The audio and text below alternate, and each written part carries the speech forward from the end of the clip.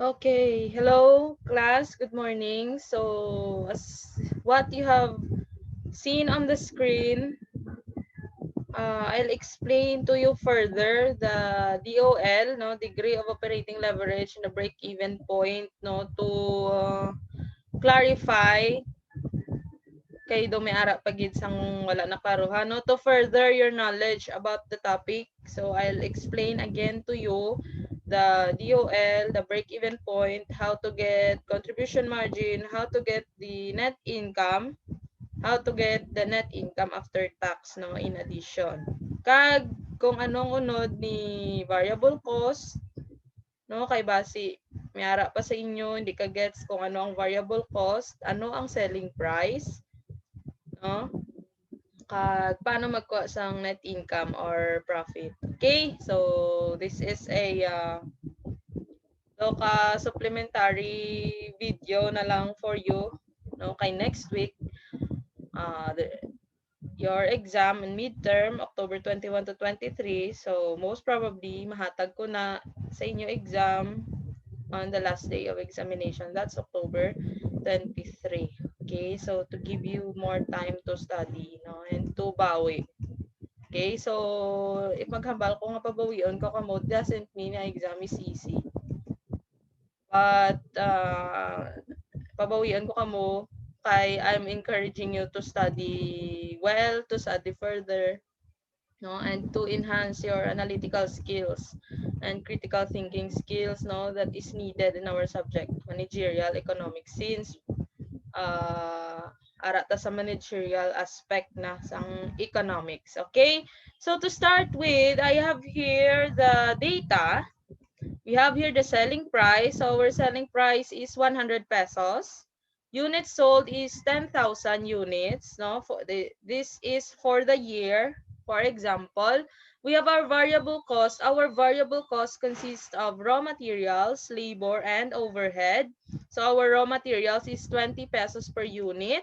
Our labor is 10 pesos per unit and overhead of 5 pesos per unit. And we have a fixed cost for the year of 200,000, and as you can see here we have a tax rate of 30%. So I will teach you how to use this tax rate, no, to get the income tax, no, of the entity for the year, no. And we have here the as you would call the pro forma statement, no, of getting the income of the entity for the year. So we have here revenues, which is the number of units times the selling price. That's your revenue. Okay? So you have your variable expenses. That's the number of units times your variable cost. Okay? Since this is called variable expenses. Then when you subtract revenues and when you subtract variable expenses from your revenues, you will get your contribution margin. Then when you subtract your fixed cost from your contribution margin, that's when the time that you will get your net income. Okay? Okay, net income is subject to tax. Okay, so that is why, as you would see here, we have the income tax. Then we have net income after tax. That's your net income after deducting your income tax. Okay? Then we have a formula here for our degree of operating leverage. That's contribution margin divided by our profit. And we have the break-even point. We have fixed cost over CM. Or if we want to get the break-even point in peso, that's fixed cost divided by the CM percentage. Or if we want to get the break-even point in units, that's fixed cost over CM per unit. Okay? So first, let's get the i-ano ta ni Danay, i-fill up or what? I-kuhaan ta Danay ang ang CM ratio. Okay, kuhaan ta Danay. So we have here the selling price of 100. Butang ta din no sa tupad sa aton revenue. Okay? So we have here. Okay. Selling price of 100. We have variable cost. So our total variable cost is the raw mats plus labor plus overhead. So that would be 20 plus 10 plus 5. That's 35. So we have a contribution margin of 65. Okay, oopsie. Oh my God. So we have 100. 100 less 35, so 65. So if we'll get the wait lang in class, this is a very important message, no? I should.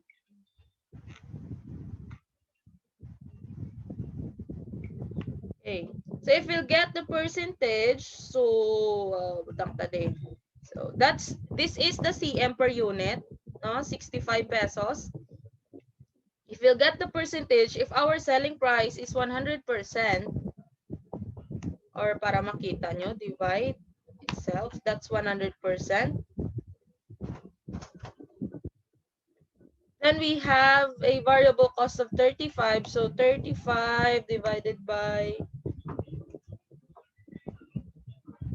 our selling price of 100. So may namangkot sa ako. Wala sa kablog ang klase ko di sa kwarto. Okay, then if we'll get the contribution margin percentage, that would be 65 divided by our selling price. So 65% or simply 100% less 35%. So 35% is our variable cost percentage.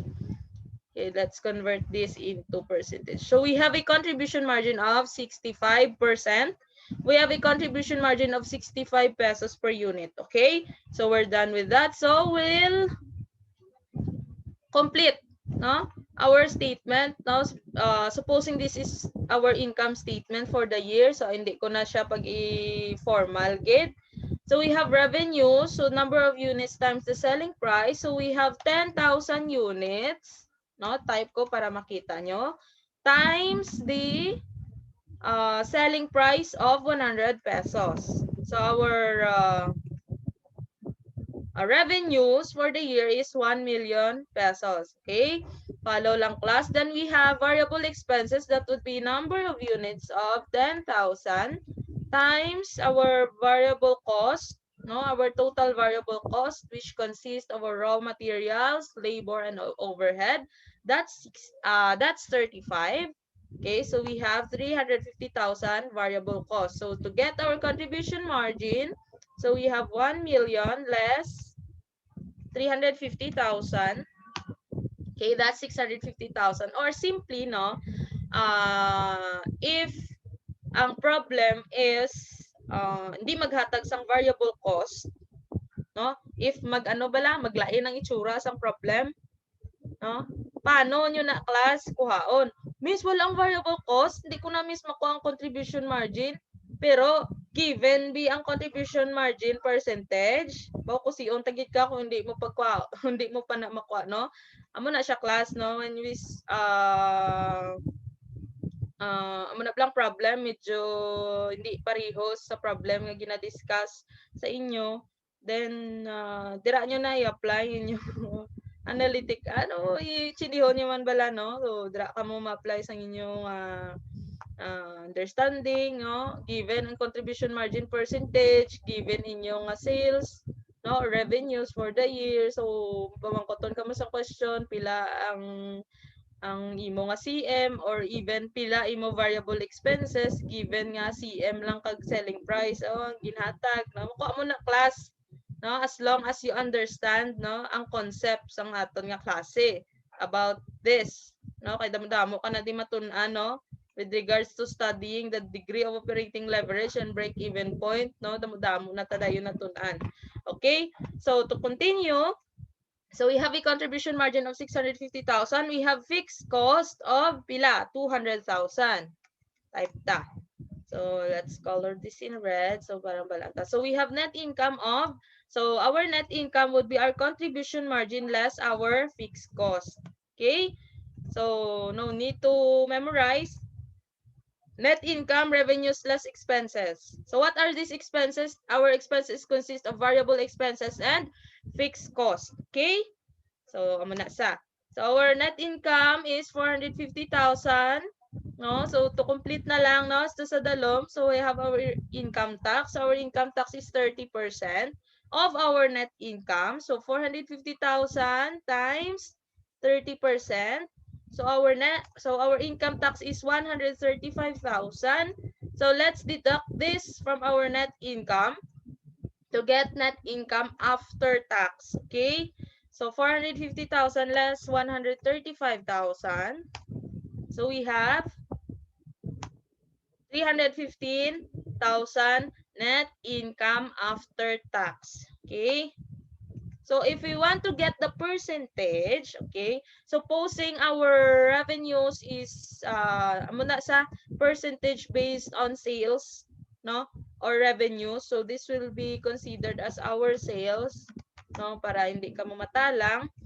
So our sales is 1 million. So how will we get the percentage of this uh, items in terms of percentage on sales? So if that's the case, so meaning our sales is 100%. Okay? Follow lang class. So if our sales is 100%, ano ang percentage ta for our variable expenses? Pila ang percentage ni contribution margin in relation to our sales, percentage ni fixed costs in relation to our sales, net income, and our net income after tax. So, easy. So, we have variable expenses divided by our sales of 1 million. We get, oops, why? Wala na divide. Okay. So we have variable expenses divided by our sales of 1 million. We have 35%. No, as we could recall, no, aton nga variable expenses percentage is 35%. So same man na di class, no? Of course, di na niya pwede, hindi na magparehos, da kay parehos ginadaya. Okay, so we have CM. So kabalo na ka muna, no? But for purposes of discussion, pakita ko sa inyo. Then pila ang percentage ni fixed cost kay sales, no? Easy. Okay, that's 20%. So, si 450, pila ang percentage ni net income kay sales ta? So, divided by 1 million. So, it's 45%. So, 45% of sales is our net income. Tay, kung pamangkuton ka mo ya, how much is the percentage of net income in relation to your contribution margin? Tay, kung di sa contribution margin mo man siya i-compare, so that would be 450 divided by 650. Di, amo na siya class, no? So, amo na sa. So, you have net income. So, kaunta na, no? Percentage in relation to sales. So, 14%. So, net income after tax is 32%. Okay? So, amo na sa based on sales. Okay? Amo na sa class. Muna, gipakita ko lang na ha kung example sa exam may question nga pilang percentage net income in relation to sales. So kabalo na ko muna magkwa, no? Divide mo lang na sa no, mamangkot nga pilang percentage, how much is the percentage of net income in relation to your sales. Okay, kabalo na ka muna magkwa, no? Kay gin-presenta ni Miss sa inyo. Okay? So, we're done, no? With our pro forma income statement, no? Amo ni aton income statement for the year. So let's go to get the DOL. So our DOL is CM over profit. So we have a contribution margin of pilaton contribution margin class 650,000. Then we have a profit of dire lang tada na class wala man when we speak of DOL, that's profit net income before tax pa, okay? Net income before tax or our net income, no? Okay, 450. So our oh my goodness, naligo ang akon nga hinablos. Sino nagligo? Ay, machuto. Okay. Continue. Ay, kadamo sa akong distraction. Merchant Center. So, 650 divided by 450. So, our DOL is 1.44 or... Okay, 1.44. Okay. 1.44. Take note, class. Take note of our DOL. Coloranta. Color yellow. Okay. So, that means nga if there is an increase of 20%,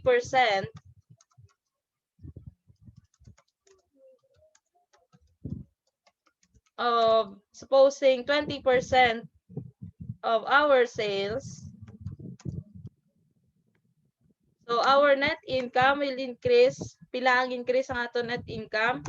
Net income will increase by pila. So, paano ka mo makabalo ka mo paano maggamit ng DOL, no, to get the increase of our net income if we have 20% increase in our sales. So easy. So that would be 20% times aton nga DOL of 1.44. So we'll have a 28.8% of increase in our net income. Increase by 28 by, okay, hindi nakitaon. Okay. Naklas, no? So may increase ko no ang ato net income by 28.8%. Testingan ta si okay, testingan ta kung sakto kay base sa la si Miss. Okay, increase is an increase of 20% of our sales. So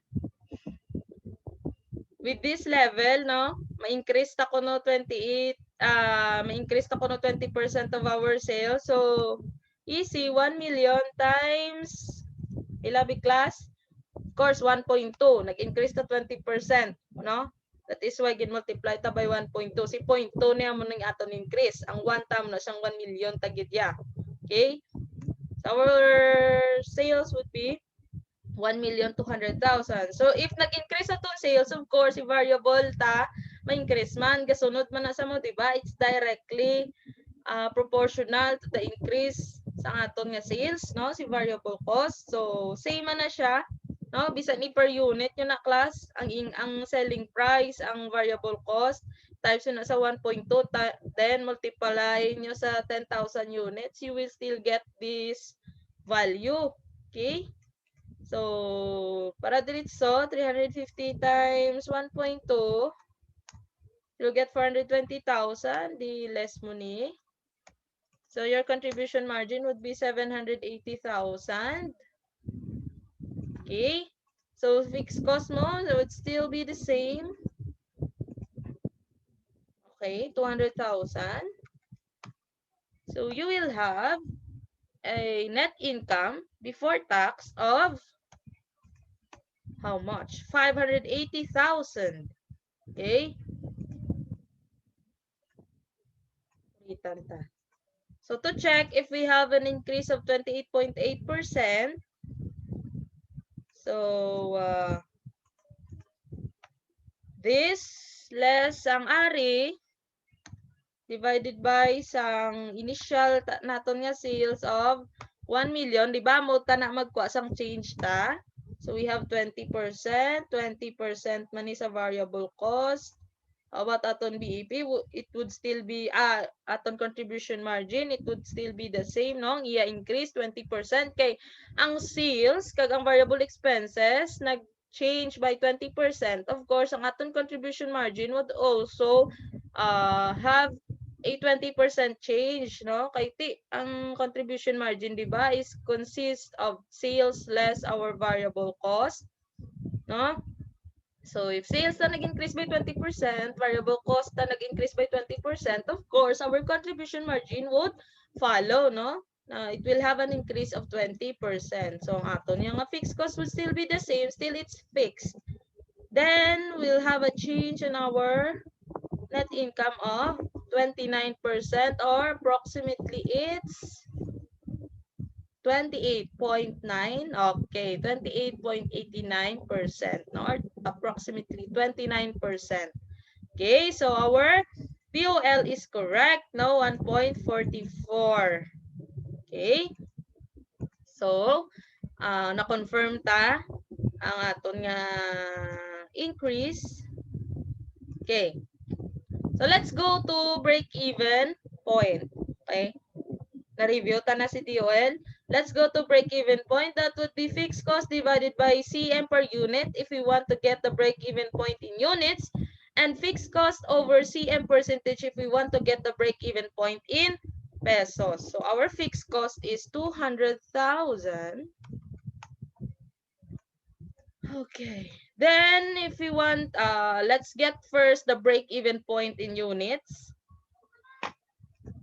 So CM, our CM per unit is pila? 65 pesos. Okay, type ko lang. Then if you want to get the 200 divided by 65, you'll get how much? 199,935.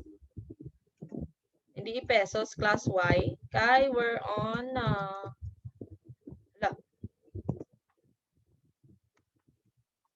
ulbaan ko.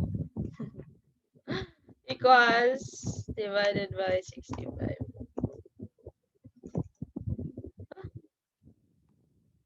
3,000 ha, dito naghalin si 190. Nabuhin. Okay. Sorry. It's 3,076. 3,077 units, no? So, punta ding units, so kaya divide ko siya. Okay, that's 3,077 units. Okay, coloranta, color yellow. So if you want to get the break-even point in pesos, so dito ta sa long method anay, no? So isa-isa hon tagid. So we have fixed cost of 200,000, we have CM percentage of 65, that's 0.65. Okay, follow lang kamo class, follow ha, kung diin ta naga-type. Then gusto ko kitaon din. Merge. So, divide mo lang. Divide. So, your sales would be, or your break-even point in peso would be 307,692.31. So, this will be your level of sales in which you don't earn a profit or even a loss. No? Break-even point, wala ka nag-earn profit, you're not incurring loss. So, it's zero. No, your net income is zero. So, klaro tada. So, if you want to check gid, isugpon ta din ta matsugpon. Okay, dire. No? Sales. So, if you, sugpon taliwat. No, para ma-check ta gid ko, no? So, if natandaan nyo, class, kikitaon man. 377 units. No, approximately 377 units. So, dirita, no? Units today. Then we have here the pesos. If units, we have to sell 3,077 units in order to break even, to reach the break even point, no? In order to break even. So, 3,077 times Pilaton selling price, that's 100 pesos. So we have a sales of 307,700. And ari aton nga break even point in pesos, that would be 307,692.31, no, to be exact, no? So there is a little difference, pero this would still be the same, no? Kay we have decimal point nga difference, pero gin full taya, no? Kay since we are dealing with number of units, wala man ta decimal point sa units, so gin round, we use the rounding gin round up tanaw ang answer ta di kagina, no, into whole number. So 307, so they are there is a little difference of 8 pesos. That's immaterial naman, class. Okay? So variable expenses, that's 3,077 times we have a variable cost of 35. So diri times ta lang ni sa 0.35. Kaya nga ton variable cost percentage pila?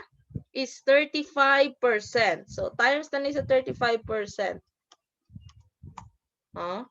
So, see, may difference sila, 8 pesos. So, it's not that material. Gida. Hindi ko man ang pagpangitaon sa exam ang material, yung pila ang difference. Okay, so you have ACM of okay, class 2. May 5 ka piso nga difference. No? Pero kung diriya, no, kay since nagamit ta exact, we can use exact amount when it comes to break-even point in pesos, 200,000. So, as you could see, you have a 200,000 fixed cost. No? We are computing simultaneously, no, ang pesos, nag-base na sa pesos, nga break-even, and ang units, nag-base na sa units. So, we have a net income of, no, 5 pesos. So, it's immaterial. Okay. Okay. So, muna sa class, no, nag-earn kita 0 when we have a break-even point. Okay? So, napagid ang nadugang ko. Miss, may oras naman activity, ano ni, after talk. So, we want to earn an after tax of income mo ni. Okay, how will I teach you the concept? No, kay kung itudlo ko na di sa ang inyo na tendency nyo nga himuon ano ding process iparallel nyo man to, so wala na kamo nag-intindi, parallel lang kamo, no? So muna class nga I don't want to, I'm sorry kung wala ko entertain ang mga questions sa message, kay it's like you're asking the answers activity. Okay, so I have taught you already the concept. So, it's time for you to apply the concept sa activity. Miss, wala man to miss na tudlo. No. Ang basic na tudlo ko, naglain lang ang problem. Now, it's time for you to analyze the problem, then answer it on your own. Kaya kung answeran ko na karon class, no, for that particular question, it's like I'm the one answering for you, no? So hindi man na ubra sang teacher nga answeran niya ang activities ang iya students kay paano na kamo karon mag-learn class, okay? So no pagiti ang pwede ta ma-drawn out sa aton nga ano nga.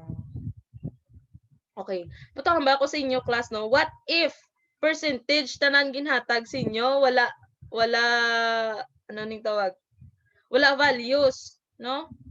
Given nga gitagaan na kamo number of units, gitagaan na kamo selling price. And the rest are percentages. So, muna class, kabalo naman kamo paano magkuha.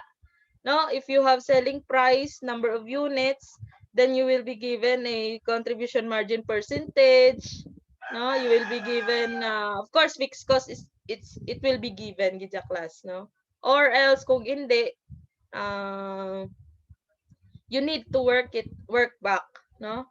Gamit ang aton nga formulas, no? For example, how will I draw this out? This is an impromptu class. Ginhimo ko lang ning presentation, no? Ginhimo ko lang ning mga values, no? So, kay, nang okay, ginamian ko ni sa ano nga topic. So, if you have, okay. For example, class hindi given si fixed cost, no? Pero ginhambal niya is your break-even point in units is 3,077, no? Example class pumatigid ka mo. So this video is very important. This video is very crucial. You need to watch this. Okay. You will be given number of units in break-even. That would be 3,077. Then you will be given the contribution margin percentage. Okay? So you are given a contribution margin percentage of 65%. Then you are given the break-even point in units. Find how much is the fixed cost. So manas, hala wala fixed cost, wala ano percentage lang kag break-even point in units. So paano kamo class mag-work back? So gamiton yung formula. So BEP So usually, units ang gingamit. Equals fixed cost divided by CM. Okay. Tapos, ang ginhatag ni Miss, ano lang, percentage lang. Percentage lang, that's 0.35. Tapos, wala fixed cost. Fixed cost is X. Okay. Pero break-even point mo is, pila? Di rin natin magkuha ang mga sagad sa math. Break-even point mo is 3,077 units. Paano na magkuha? Your X is here. X is unknown. So, pila? Algebra. 3,000 times 0.35. 3,077 times 0.35. Am I right? So, 1,000. No. Multiply mo lang ni ho. So, that's 3,077x equals 3,077x. Okay. Gets ko na. No. Okay, multiply mo lang ni class diretso. So, it's 3,077 times x divided over 0.35. Mga sagad sa math. Basi nag-accountant. Ang ano bala, ning mga wrong perception bala no. Dapat mag-accountancy ka kay sagad ka sa math. Okay. Sa accountancy, mango ka na di sa math kay even simplest arithmetic 1 plus 0 ginakalkyo mo, no? Kay sa gasigi ka tuon sa accountancy ga katubuan ka trust issues, no, sa imo kaugalingon la ka nakabalo sa 1 plus 0. So, ako na sa una answer is 1 plus 0 equals 0. Di kundi 0 ko sa quiz. Hindi ko kabalo mag-add, no? Kung mental math lang, nga-add, dependent ng kabuhi mo sa calculator. Anyway, so, to find the value of x, so, crash out mo ni, no? 3,077 divided by 0.35. It's, hindi magkuha. 3,077. Kamu big class, kasi makuha yung fixed cost. So, CM percent. No, because we're getting, why we use the 35%? Si Miss pala mo, it's 35 pesos, Miss. Ay na, no. Sorry, class. 35 pesos kay 3,077 units yung gamit mo. So, it's 35. Okay, sorry, gid class. Tao lang. I'm sorry. Na-excite lang. Sorry, kita. Okay? Nabatian ko ang inyong istorya class sa video. So, 3,077 times 35. Hindi kita Japo now.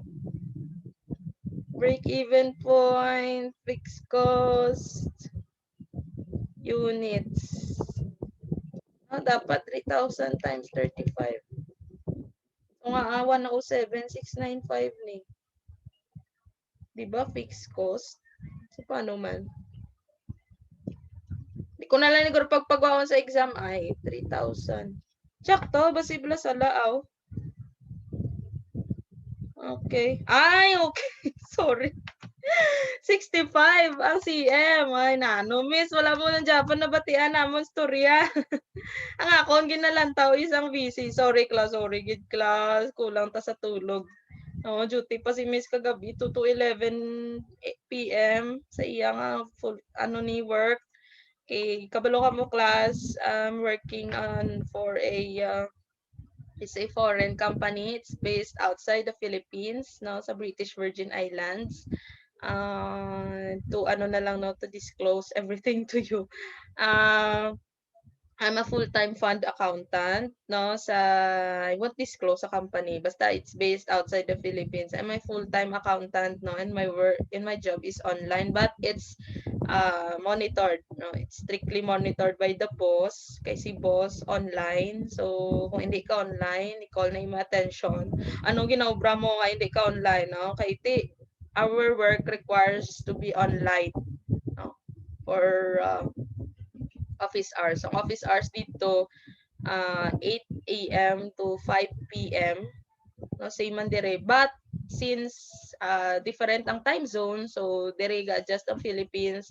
So 8 a.m. to 5 p.m. dito, dire is 2 p.m. to 11 p.m. So muna class nga I cannot attend to your questions at that time kay GoPro ko na, no? I cannot open my personal laptop kay may provide man sila nga laptop, no, sa ang company.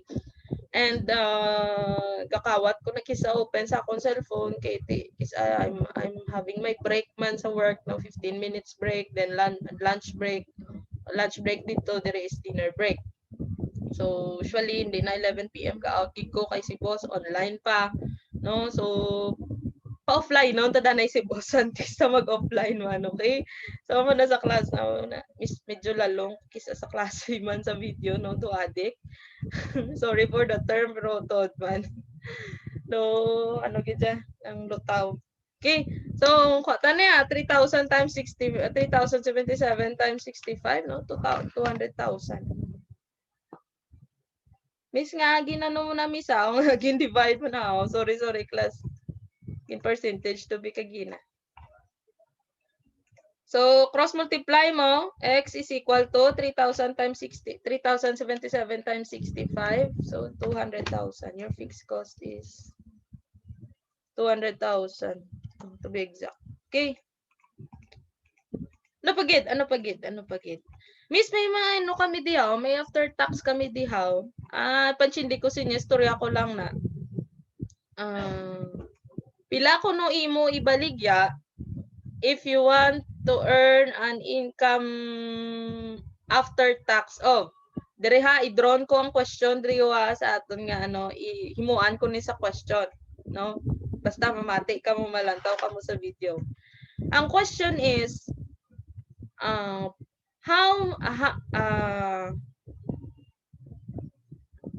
dali lang, lantawon ko ha, para maano ka mo sa inyo activity. Pero ma'am, baka mula ni gintuto sa amo ni Miss. Okay. How much sales in peso will you earn? You need to earn in order to earn a profit of how much sales in peso that you need to earn in order to earn a profit of 315,000. Okay? So pila ko no ang sales nga i-earn mo to earn a profit of 315,000. So na-answeran tanan no? Since amo na gani nag-drone ko questions from this statement, no? Gusto mo mag-earn net income after tax of 315,000. So you need to earn a sales of 1 million. So paano mo na class makuha? That's the time nga yan sindihon yun nga statement. That's the time that you need to watch this video. Okay? Or pwede nyo man na kung if you are dependent sa module,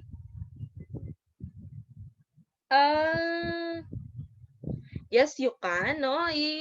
Gamiton mo to si DOL kag si BEP, pero madulodalman kag ginada class, no? It requires a very high level of analytical skills, no? If dira ka mabase sa BEP, hindi man, it's very easy.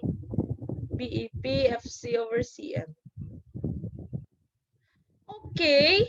So if you want to earn example, hatag ko ha, but it's not an income after tax ha. Hatag lang kuya, ano lang, income lang. So if you want to earn an income of 10,000, so pila ang ma-earn mo nga? If you want to earn an income of 10,000, how much sales you need to generate? Okay. Dirita, no? Follow, class, follow. Or mahimo, giguguro lain nga po. Okay. Okay, break even. Okay. Kapitan eh. Ang gi ko ni class nga subject amon nga topic amon nga gin ko gid sinyo gin elaborate para paglabot nyo kay Sir Sammy may topic kamo lahat nga CVP analysis sagad na kamo sa break even kag sa DOL. Okay? So, ang question is how much sales you need to generate in order for you to earn a profit of 10,000. So if you want to earn a profit of 10,000 based sa imo break-even point nga formula, no? Pila imo sales nga generate in units, pila ang generate mo nga sales in pesos. Okay, duwa ang question. So, if ang imo break-even wala ka daga-earn, you are not earning a profit, you are not incurring a loss, so you are break-even. But, ang question, gusto mo mag-earn profit. So, paano mo na makuha? If you want to earn a profit of 10,000, that means ang 10,000 na, i-add mo na kay fixed cost. No? Kay si fixed cost, di ba? Siya na ang ma-absorb kay CM. No? Si fixed cost, i-absorb yan na si CM. If you are on break-even, your answer would be 0, no? Kung ubos ni fixed cost ang bilin mo nga CM, you are on break-even. No? Sindihan nyo, class? Kung ibuhin nyo si fixed cost kay CM, nag-0, your net income becomes 0, that means you are break-even. Pero nag-earn ka 10,000. Oh, gusto mo mag-earn 10,000. So, pila imo level of sales. No? Using the break-even point formula, makuha mo na sa class. No? I-add mo lang ng imo desired income na 10,000 kay fixed cost. So, that would be 200,000. Why is it nga percentage? Kaya ginset ko sa in percentage. Okay. So, fixed cost mo of 200,000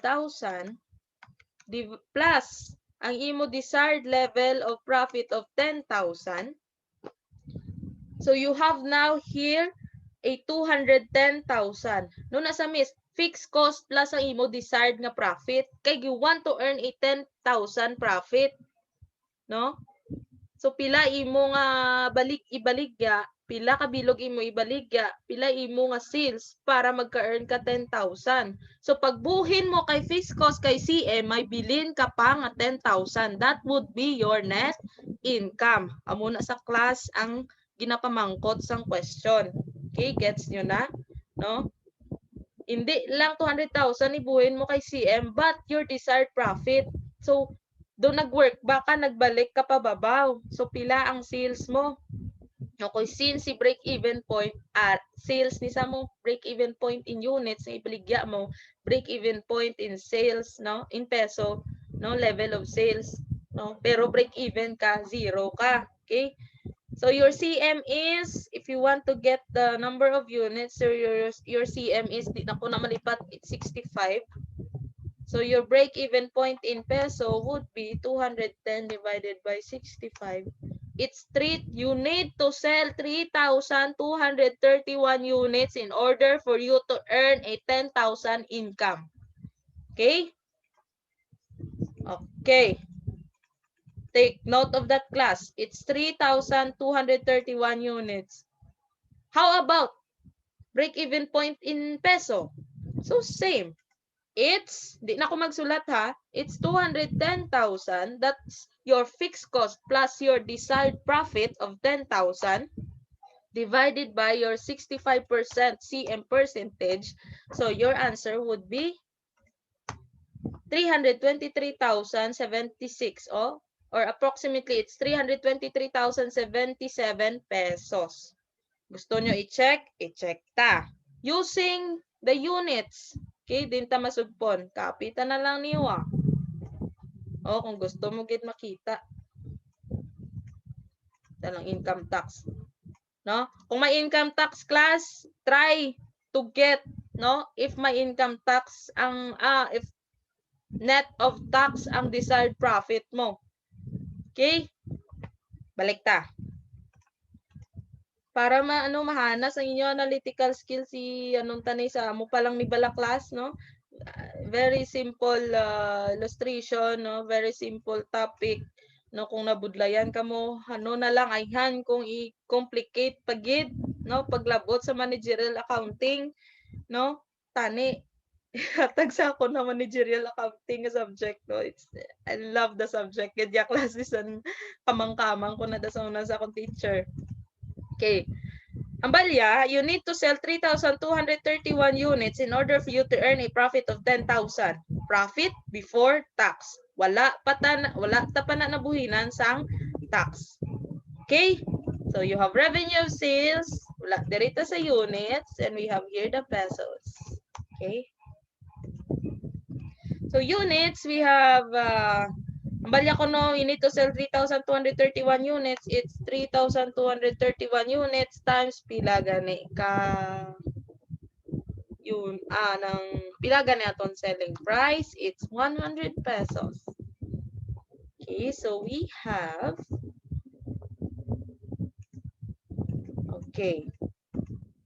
sa pesos, it's 323,076.92.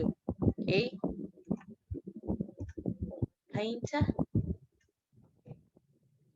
Pariho? Oo, pariho. May difference lang. But it's immaterial. But it's still, it's approximately equal. Okay? So you have variable expenses. It's easy. It's either i-multiply mo ang variable cost per unit mo to the number of units nga kinanglan mo ibaligya. No? O, para makita mo, 3231 times pila gani mo VC, it's 35. Okay, dire naman niya multiply ta sa percentage times 0.35. Pwede mo man ading maubra, still the same. Okay, CM mo, siyempre buhin mo. Okay. Less or times mo sa CM per unit, ang meaning number of units. 210, same man lang, may 15 nga difference. Okay, you have fixed cost of 200,000. Oh, pilay mo net income, sumahada. Nakuha ta ang atong desired profit of 10,000. Oh, nakuha ta, may difference nun di galing yung 10,000 ang 15 pesos. So, immaterial, it's immaterial. Pero kung mag-difference na gana isa kalibo, class, you need to recalculate na gina iya class kay if there's something wrong in your computation. Okay, net income. Okay? Gets nyo na? Okay na? BEP lang na mag-DOL atong gingamit na formula class, but we can draw a lot of answers, no? To a different questions. Lain ang itsura sa questions, different approaches, no, in getting the answers, but same concept ang gin-apply. So, thank you class. Hope you do well in this video and hope you do well this time sa exam, no? I'll make klase ko pa ning mga duopoly, mga oligopoly. Okay, basta basahon yun ni class. No, I'll do my best to explain this to you by Thursday. No, kay iti I've explained to you the DOL, BEP, the cost, concepts of cost, short-run cost function, long-run cost function, the learning curves, the CVP analysis, the break-even point, the DOL. No, hope sagad na kamo ni daso, no, damo kamo ni matubang pagit no different problems about CVP analysis, and this is a very nice topic. Okay, thank you class, and tuon kamo mayo.